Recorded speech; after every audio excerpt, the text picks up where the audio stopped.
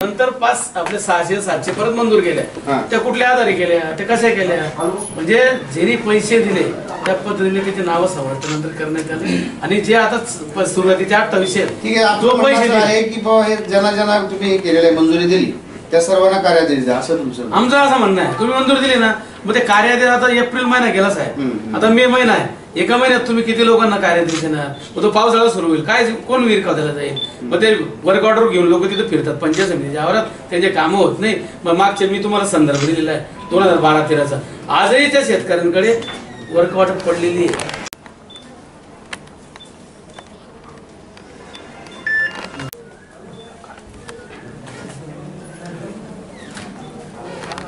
Sir त्या विहिरींचे कार्यादेश कोणाला दिले जात नाही। आता 10 शेतकऱ्यांचे कामं झाले पाहिजे म्हणून ग्रामपंचायत स्तरावरून सरपंच आणि ग्रामसेवक 10 लोकांची यादी करून देत आहे।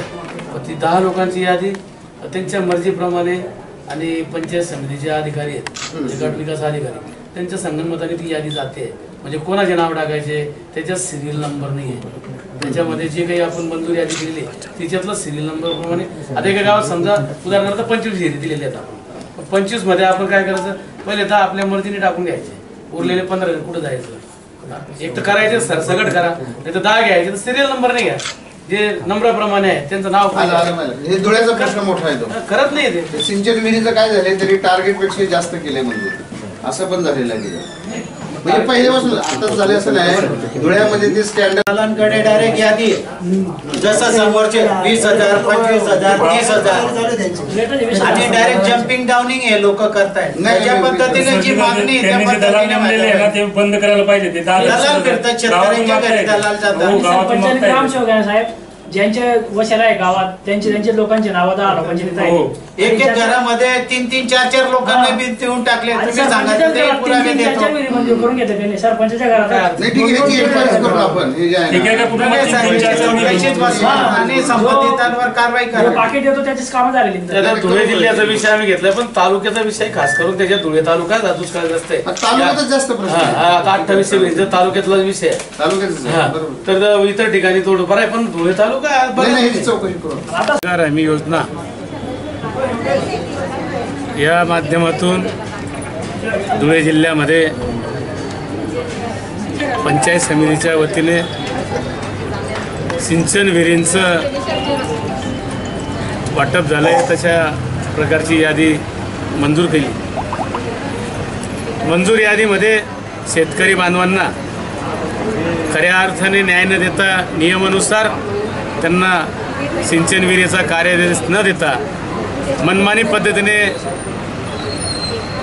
धुळे पंचायत समितीचे BDO आणि तिथले सर्व अधिकारी कर्मचारी मनमानी पद्धतीने गावागावामधून 10 लोकांची यादी मागवत आहे आणि विहिरींचे कार्यादेश देत आहे।